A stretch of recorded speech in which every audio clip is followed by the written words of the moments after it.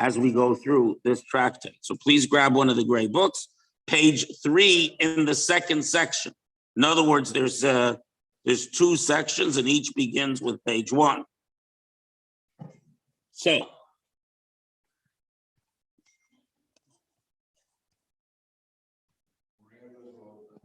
So the Torah, page 3 in the second section. The Torah prohibits 39 types of work, malacha, and Shabbat. We've, of course, discussed this extensively. They're listed in the Mishnah, Perek Shabbat, chapter 7. The final malacha on the list is hotza'ah, transferring, which entails moving an object from a private domain to a public domain, which shall all be explained, from a public domain to a private domain, or 4 amot in a public domain. 4 amot is approximately 1/2 of a meter. The malacha is commonly referred to as carrying, but includes all ways of moving objects, such as pushing, pulling, and throwing. However, pushing, as we shall see, is not so simple. The rules of transferring involve 4 domains and 4 types of spaces that the world is divided into via Shabbat. Reshut HaYachid, a private domain. Reshut HaRabim, a public domain. Carmelit, a indeterminate area. It's intermediate between public and private domains.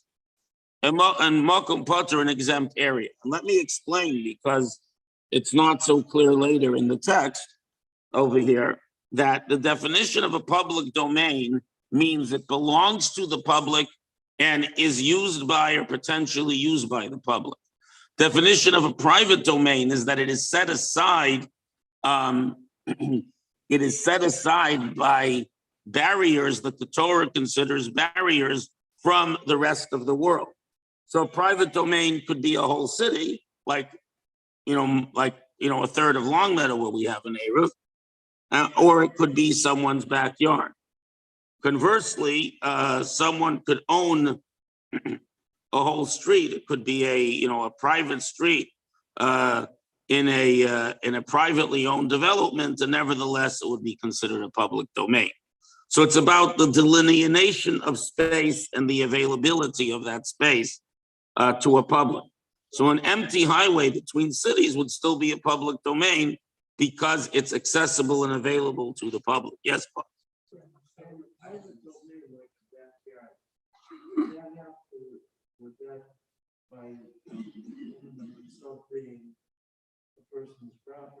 No, it's not a property thing, and it's not a usage thing. It's a public domain is a place not set aside by barriers. So your backyard needs barriers. It is barriers that make something a public domain. And as we'll see, a private domain. And we'll see those barriers could be as simple as 4 posts with wires strung over the top of the post. A roof. Correct. Or a fence, or it's not about property. It's not about ownership. And it's about, for something to be any place that is not regularly used by the public, but has no mechitzos, has no barriers, is a carmelis. That's the intermediate area. And a makom patur, an exempt area, is an area in which there are no prohibitions on Shabbat because it's too small to be any one of those domains. Because to be a domain, it has to be 4 tefach by 4 tefach, approximately 13 inches by 13 inches. A classic example of this is, and also the public domain only goes up to 10 tefachim, with one exception, to about 33 inches above the ground. So a classic example of a makom patur is if you have a mailbox on the side of your house, and let's say it's like in London or Brooklyn, where the house is right up to the street, okay? Right up to the sidewalk. So the sidewalk is a public domain. Your house is a private domain. To get the mail, you have to stick your hand out of the house, or come out of the house, right? And transfer the mail from the mailbox into the house. Are you allowed to do that on Shabbat? Well, the answer is the mailbox is typically less than 12 inches by 12 inches. It's usually like 10 by 2 or 3. And it's above 10 tvachim. It's set on the wall higher than 30 inches usually, unless it's a house of midgets, right?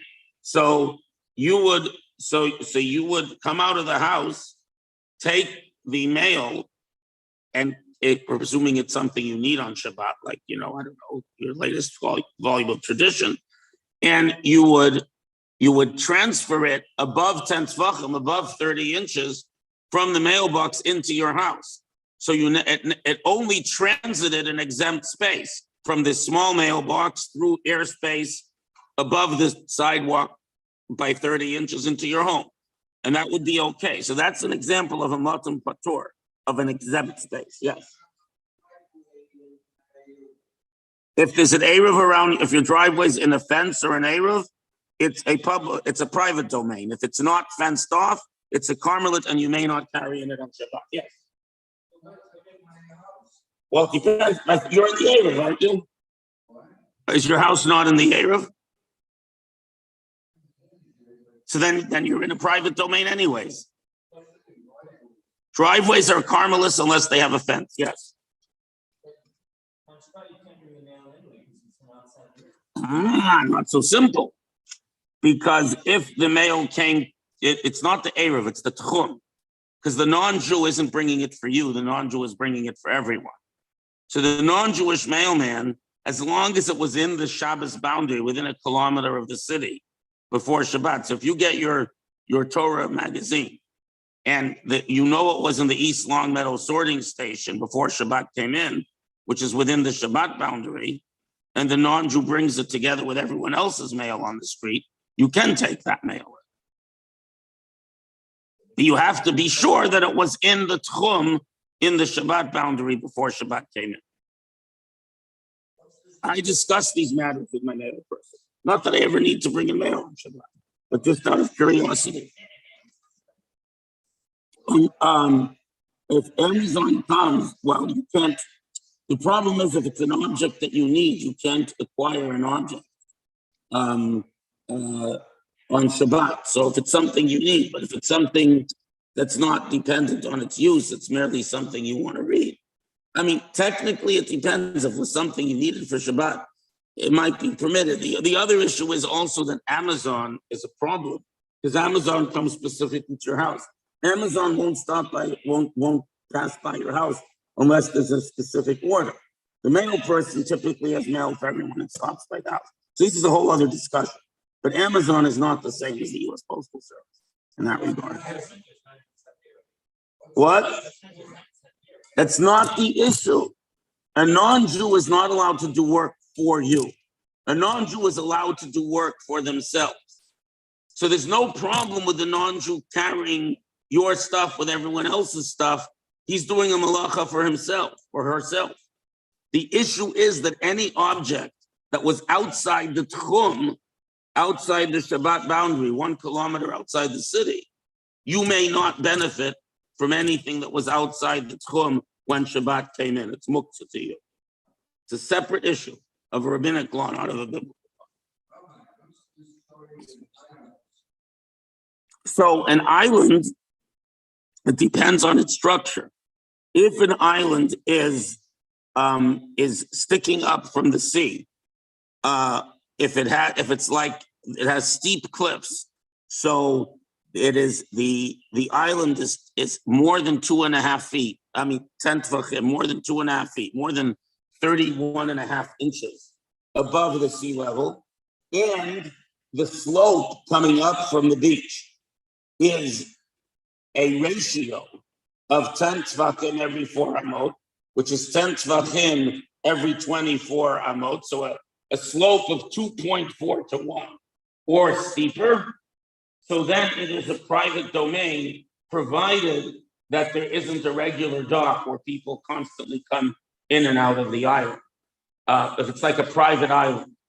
If you don't have such a steep cliff around the island, the whole island, then you need to make an Eruv. Otherwise, it's a Carmel, a indeterminate area.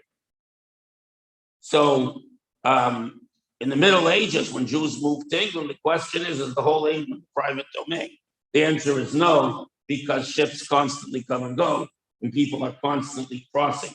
Natural boundaries are nullified by the constant traffic of people, where there's whereas a private island, natural boundaries will still help. Okay, Rakhmani Kasha Omer.